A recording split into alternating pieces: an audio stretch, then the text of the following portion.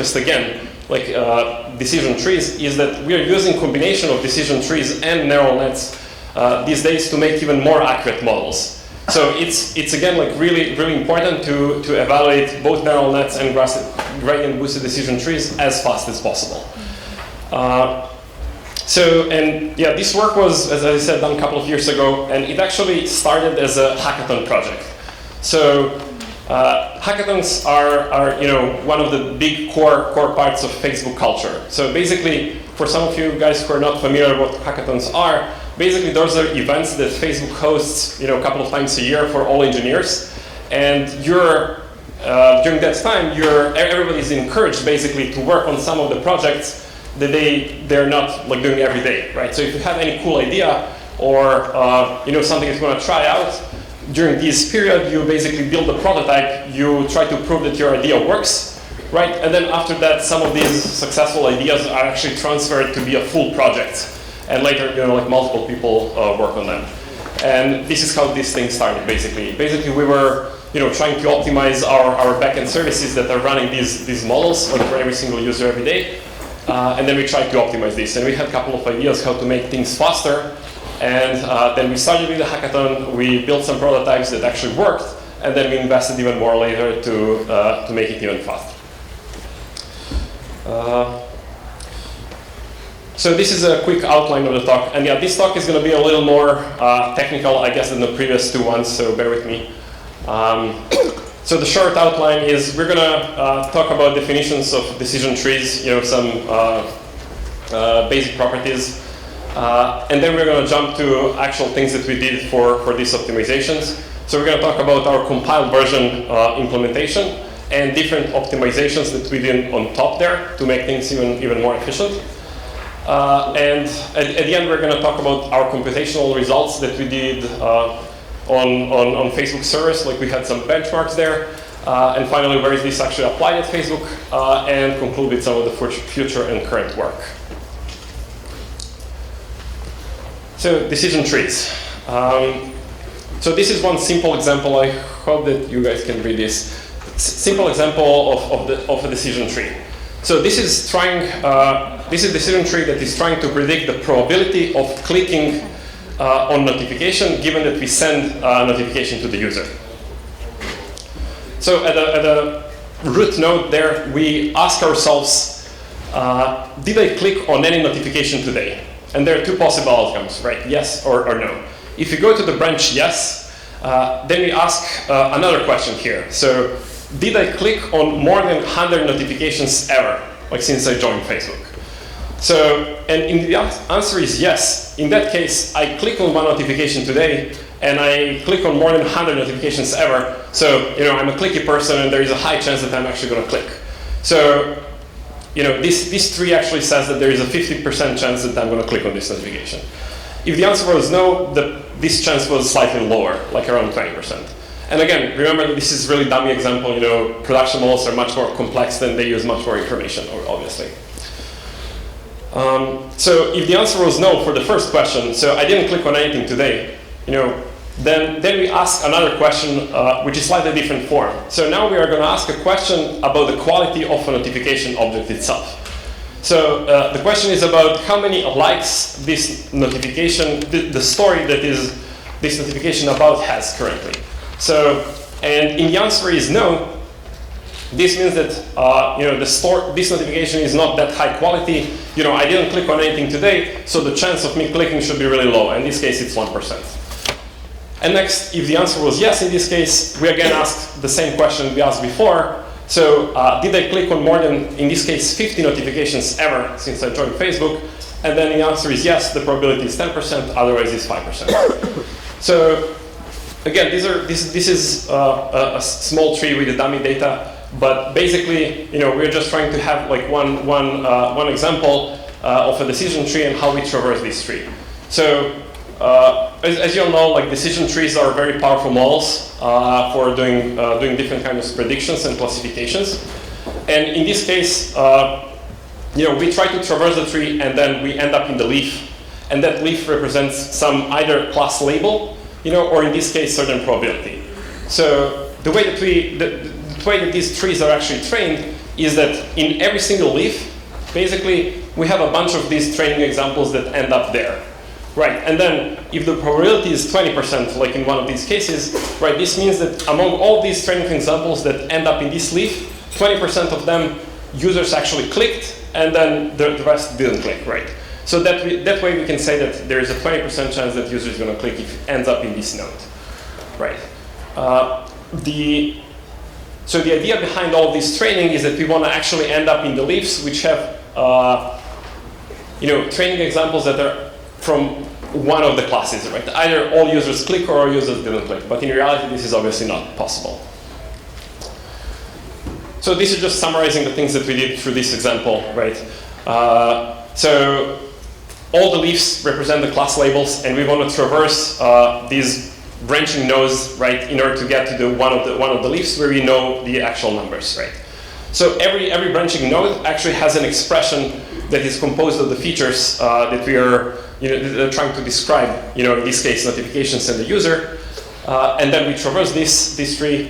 Usually all these branching nodes are just branching according to one dimension, so asking whether this feature is greater than or less than the certain number, right? And then eventually we end up in the leaf.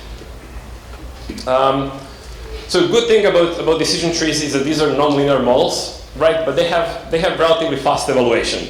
So traversing the tree is kind of comparable to like logistic or linear regression, where you need to do like a dot product. So here, this is one of the things why we're using decision trees in production as well. Cool. So as we said, decision trees are really powerful, but there might be some. When you have only one tree, one big tree, and you're trying to figure out the class label. Sometimes if there's some noise or you change slightly the training data sets, the actual tree itself can have big changes inside.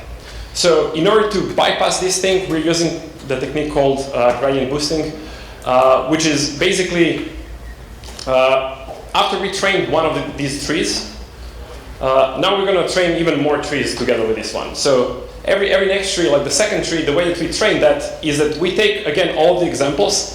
And then we check the examples that were mislabeled or misclassified with the previous tree. So these are the hard examples that we make mistake on, right? So in this way, like we boost the value of these examples, and then we train the next tree using this data, right? So and that way we can train like more and more trees. We just need to make sure that the thing doesn't overfit, right? So the final score that we actually get from all these set of trees is some kind of weighted combination of all of the leaves that we end up with in all these different trees. So sometimes they're just a pure sum, but it can be some kind of weighted average as well.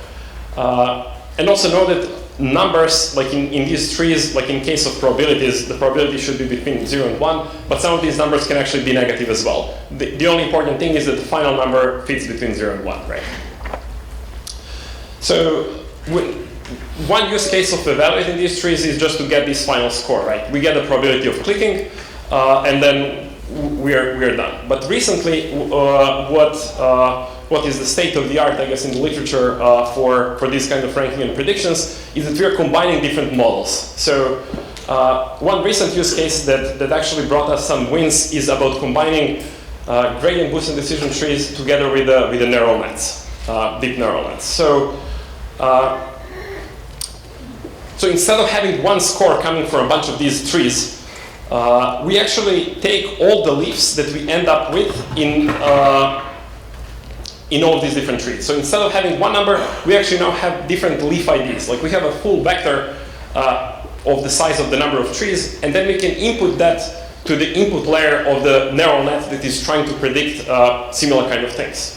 Right. What this brings us is that together with the regular features that we use, that can be dense or even sparse in some cases, this actually brings another dimension and hopefully some new information here. So from GBDTs, basically, we can think of this leaf ID representation as another space where we can see these feature values, and hopefully this brings some kind of orthogonal information to the neural nets. So we tested and verified this thing that sometimes this thing works and this thing gets additional information, and our accuracy at the very end is better. So when you compare just accuracy, produced from just GBDTs or just deep neural nets, combination of them is actually having better, offline metrics of the form like AUC or similar ones. So this is the very recent use case, and that's why it's really important to have, when it comes to training, which can take, a certain number of hours or days, then our actually evaluation for the users on the site, whenever you log in, and then we apply these models and make these scores to make this as fast as possible. So we need to evaluate, GBDTs as fast as possible together with neural nets. And when it comes to decision trees, like the simple implementation, very native implementation is using pointers. That's something that everybody's learning at college these days, right? So you have a node struct, and you have left pointer, right pointer, and then you just traverse this pointer until you reach the node which doesn't have left or right, and then you ended up with a leaf, and that's your final result. Right, so one of the problems with this implementation is that it actually uses random memory access. So the way that you construct these nodes, right, can be arbitrarily put in the memory, right? And that's sometimes too expensive to fetch.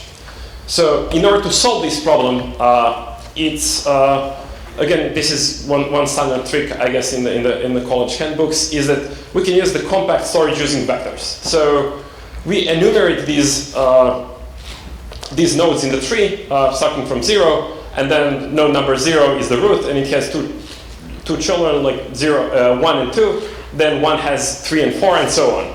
So we can easily see that if you have a certain node x, then the children are actually labeled with 2x plus 1 and 2x plus 2, right? And this usually works well for balanced trees, right? Or full binary trees where every node has like 0 to children. So this was how the decision trees were implemented, 4 or 5 years ago, I guess at Facebook as well.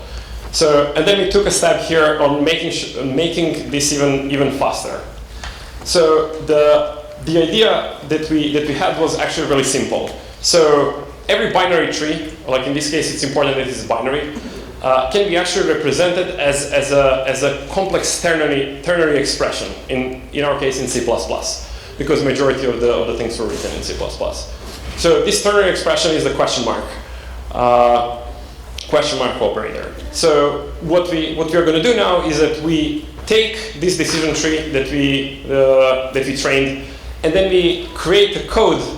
Basically, we have a code generator that takes this tree as an input, and it produces this code here written. So we have here. So we write basically a function which should actually return double instead of int. This is a bug here. But basically, we create a function that takes input as an input feature vector of double, and then we try to compile this tree. So in the example that we had at the very introduction, we ask ourselves whether the user actually clicked today. So if you write this in the code, this would mean that this is f0, which is our 0th feature. If f0 is less than 1, then do something, otherwise do the other thing. Right, so we can easily construct this code based on the input decision tree. So, and the good thing about this is that once we write this code, we can actually compile it and link it dynamically using DLLs in C++, right? So this means that we create this code, we compile it, and then what we do is that we remember the address or the handle of this function, and then we pass this handle to the service that is running evaluation of these models. So one other advantage of this approach is that we can add or update the existing models in real time without interrupting the service. So we recompile these models, we remember the handle, and the only thing that we need to pass is this handle to the actual service. And one important thing to note is that since we're now dealing with low-level memories and things like that, it's really important to make things safe because accessing some memory that you shouldn't can sometimes crash the server, but we make it work in a safe manner here. So this is the main idea. And when it comes to actually compiled versions, so how the CPU is actually executing these things is that it translates now this code to machine instructions, right? And here, here what we can see is, some pseudo assembly code that is written here. So First thing is that we compare feature number 2 with 100. And compare is, machine CPU instruction that every CPU supports. Right, and if this answer is greater than 0, then we jump right.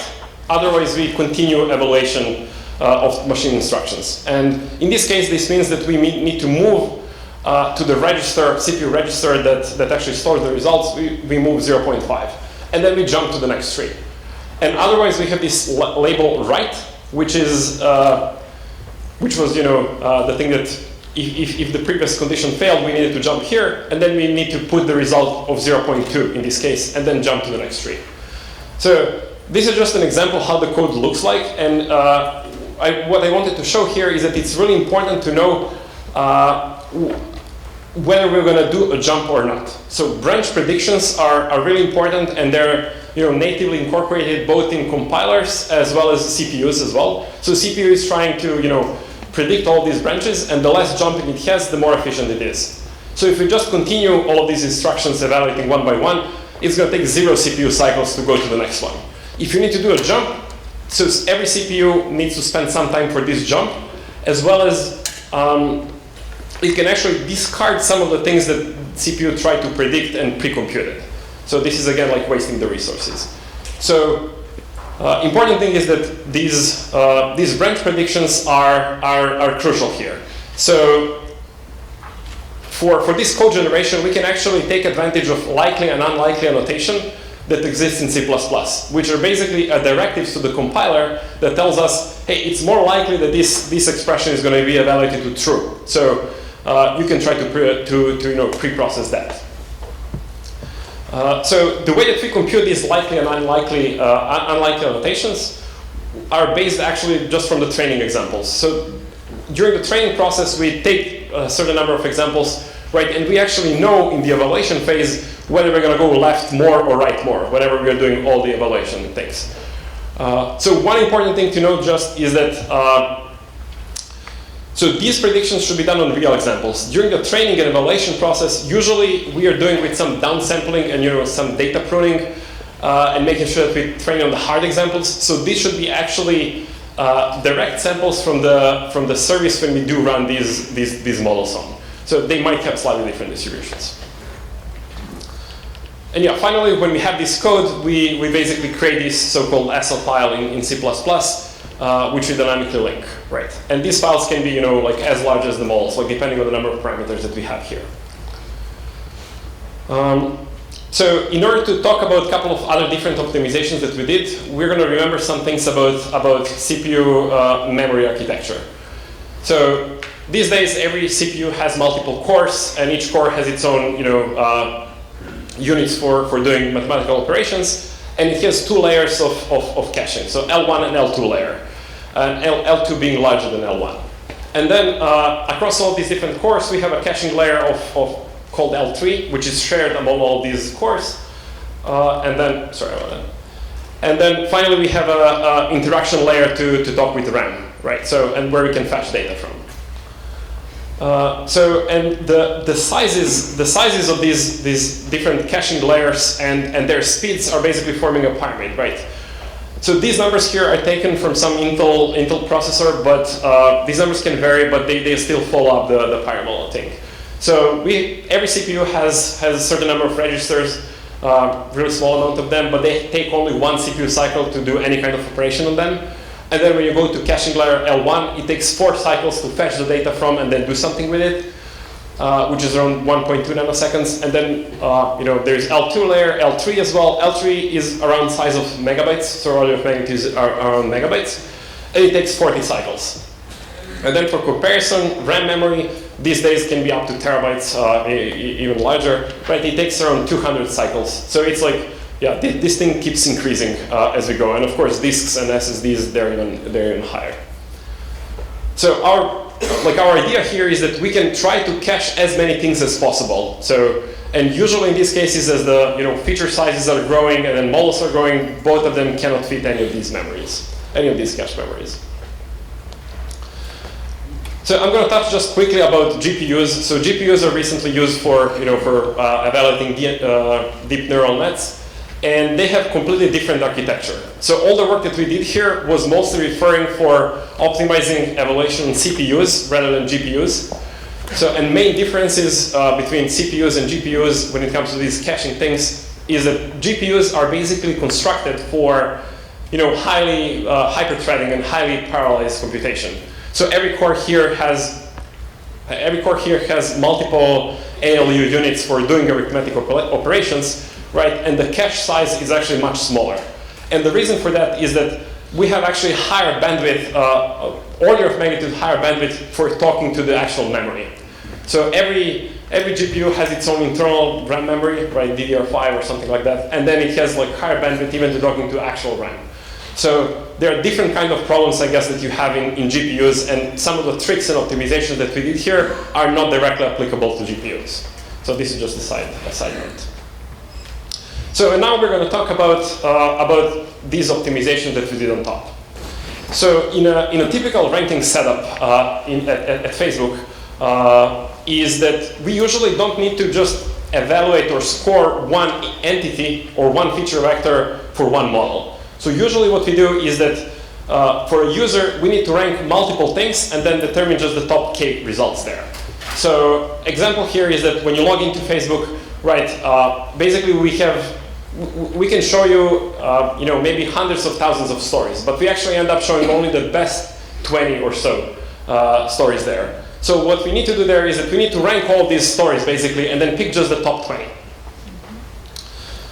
So that's a typical ranking setup, I guess. And that's why this batch evaluation is important.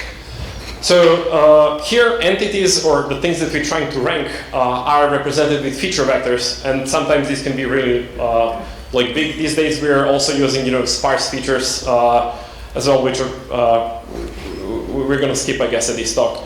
But yeah, the main point here is that the model and the features cannot fit the memory, especially caching. And then these days the models are becoming even bigger so that you cannot even fit the model in one machine as well. So in order to do this, like in case of boosted diffusion trees, like we're talking a smaller order of magnitude here. So this batch evaluation is the following. So imagine that you have 6 entities that you want to rank and you have 4 trees. So in a typical setup, as we all do, is that we take one entity by one, right, and then we rank take the first entity and the feature vector corresponding to it, and then we evaluate all these trees, and then we get a final score. Then we take the second entity and third, fourth, fifth, and sixth, and we get for everyone we get a score, and then we pick the top one or how many we need to return, and that's our and we're done, I guess, after that. So now what we try to do here is that we try to look at things from the another angle. So instead of doing this, we can actually take the first 2 trees and then evaluate all entities on them. Like get some kind of preliminary scores from them. Right, like once we are done with that, the idea here is that we keep the entities or the feature vectors constantly in memory, but we move trees. Right, like we are taking different trees. After we're done with this, we take the second batch of the trees and then we evaluate them and then we combine the score. And yeah, we can have multiple batches here as well. So there are 2 big advantages, I guess, of this method, and it depends also on the data that we're using here. But the first one is that often we don't need to evaluate just one model. We are going to evaluate multiple models in order to get the final value. So in case of notifications, which is the example that we used at the very beginning, we just don't need to predict the click. What's the probability that user is going to click on this notification given that we sent it to the user? We want also some downstream actions from it, like what's the actual value coming from this notification. In our case, what's the chance of you liking the story that this notification is about? Or on the other side, what's the chance of user being spammed and the user unfollows this person or something like that? So all of these things, like we try to evaluate, like we have different kind of events and we try to predict different kind of things. And finally, we have a certain, again, a layer of weighted combination of all of these probabilities, and we finally make the decision. So this means that for one feature vector, we actually need to evaluate multiple models, not just one.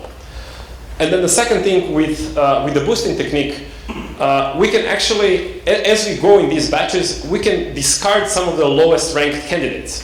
So remember how the boosting technique was, what it's trying to do, basically. So you can think of this as a multiple stage ranking as well. In stage 0, right, we take all the candidates and then we try to rank all of them, and then this is some kind of ranking which can be improved in the future. But what we can do, we can prune the bottom ones. So it's highly unlikely that these bottom ones will actually jump to the position number 1 after multiple rounds here. So of course, this comes with a trade-off of how fast you want to do things versus how accurate you want to do things. But sometimes this trick works. One other thing that we also look here is about common features. So let's just recall all the features that we used in our dummy example from the beginning. So feature number 0 was the number of clicks on notification that person A did today. So about the person. The number 2 is about the number of likes that the story has that we're about to send. Right, so this is about notification itself. And then number 3 is, the number 2 I guess, is kind of connected to the first one, is the total number of notification clicks that this person did ever at Facebook, right? And then we know that F2 is always greater than equal than F0, right? So what it actually happens when we want to evaluate different feature vectors on this decision tree is the following. So these are actual vectors that we need to rank. So obviously, just by looking here, we see that feature number 0 and feature number 2 are actually always the same, right? They're, in this case, 0 and 200. And this is true because we are trying to rank notifications for a given user, right? So user doesn't change, notification actually changes, right? So the only thing that we should care about is this middle feature, right? So we can take advantage of that. So in typical ranking setup, I guess when we're using dense features, mostly, the feature vector itself is composed of multiple parts. So one of the parts, in this case, are the features that are describing the user, the user who is going to receive notification. So these include, demographics of the feature, like country, age, gender, things like that, plus all of these, general notification things. Another part of the ranking feature vectors is about describing the quality of notification itself. In this case, it's just the number of likes, but we can have other things describing notification.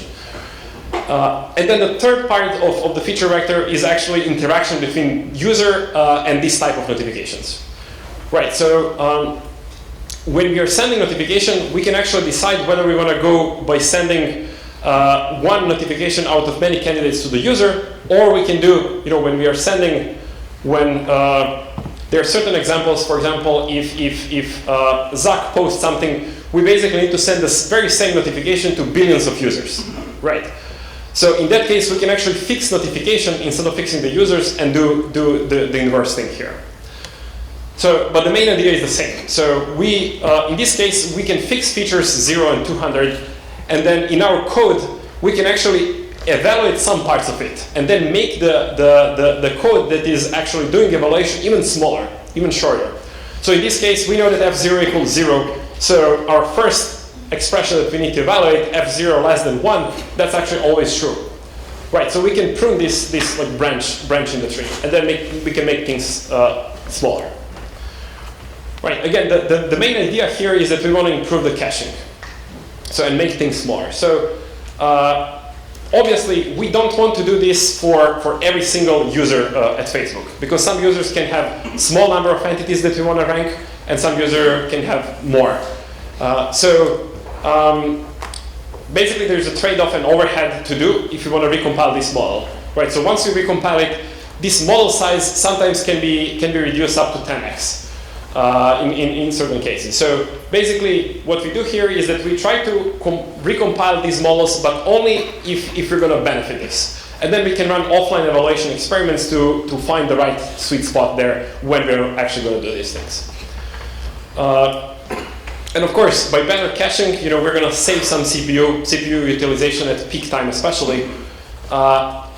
And then what we can do, since we're going to save some CPU cycles here, we can use those CPU cycles to make the models even more complex, right? So we can use larger trees or more trees or even some other things, like spend these CPU cycles on some other things, some good quality work here. And one other final thing that we did as an improvement on top of everything is that the way that we treat categorical features.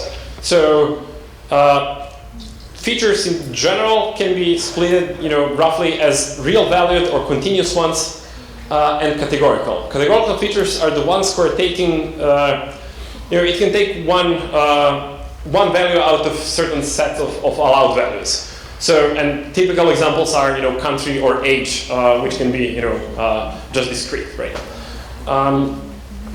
So we're not talking here about sparse features, which is another dimension, I guess, in machine learning modeling these days.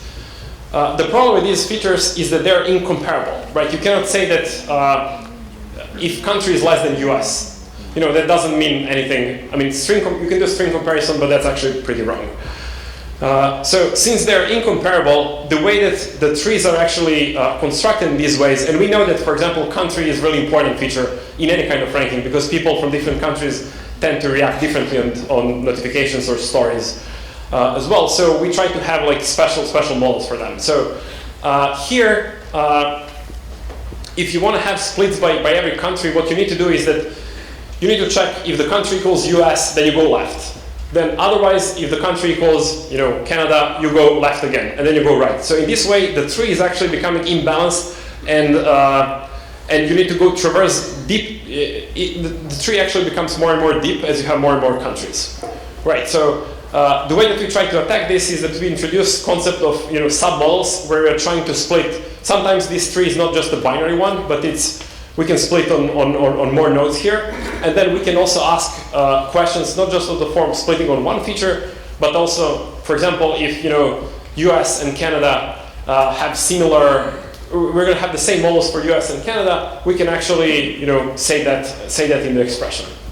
So again, the main point of doing these things is that we do a post-processing of decision trees and compress them to be as small as possible so they can fit again the memory.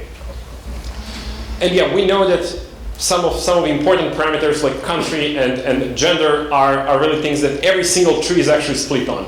So instead of doing splits on every single tree, we can do a high-level thing.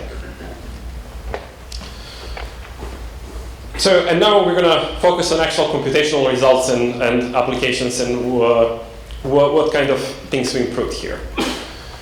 So, the benchmarking here is performed on Facebook servers using the real traffic. So some of the things I cannot disclose here, but when it comes to parameters, the way that we try to isolate benchmark this is that we constructed GBDTs for predicting the probabilities of click on notification.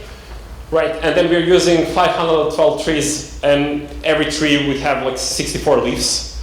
So we train this once, and then for every user, and then we run this on Facebook machines, where every user has between 10 and 1,000 notifications that we can send, and we are always picking one to send at one point of time, right? We don't want to send multiple at one point of time. So we have this candidate set, and we pick one of them, right? So. And then the way that we fitted all these different parameters around, the batch size or when we actually to recompile the model in runtime or not, those numbers are tweaked by parameter search based on the architecture that we are using for these machines. Like L1 and L2 cache sizes and other parameters. And then the performance improvements and the wins that we saw here were kind of similar if we go. If you double the number of trees, or if you use double the number of leaves, or make that 50% less. So these are the final results. So compared to the actual model from the very beginning, plain compiled model had 2x improvement on top of flat trees, which means that we saved around CPU 50% of CPU, right? When we added these annotations on top, we added another 50% win here. For CPU utilizations. And then when we added up all these batch relations, common and categorical features, we added up 5x savings. So this allowed us to scale in like both dimensions, both vertically and horizontally, right? So we can either spend this CPU now on ranking more candidates, so ranking more candidate stories if there are more, or we can make the models even more complex, so we can use this CPU in a valuable time. And as I said at the very beginning, this is applied on multiple places at Facebook. And yeah, the first application is the one that we talked about today, about filtering low quality notifications. So if the user is not likely to engage, we basically don't send these kind of notifications.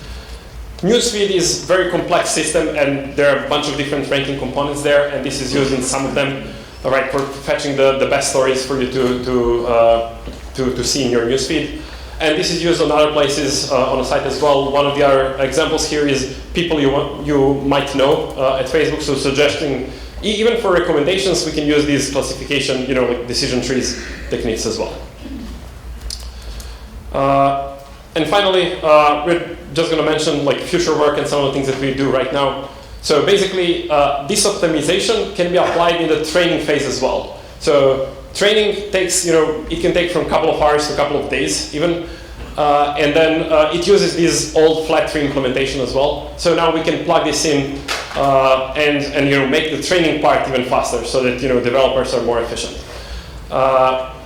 In the training phase, you're constantly doing evaluation as well because you're trying to propagate the error back, right, and then learn based on mistakes. So evaluation is a core part of it. The second thing is that about optimizing around narrow nets for sparse matrices or some kind of smaller order or mid-range matrices here. Basically, instead of having like vector operations here, like doing dot products, we do we compile a code again and then we try to compare this. And finally, since most of the backend things that we worked with were written in C++, we're trying to compare this with Java because JVM organically supports these branch predictions, and it tries to adapt over time. So we just want to see like how these two implementations basically compare with each other. And with that, I would like to finish this, and I can take a couple of questions if the time allows. Thank you.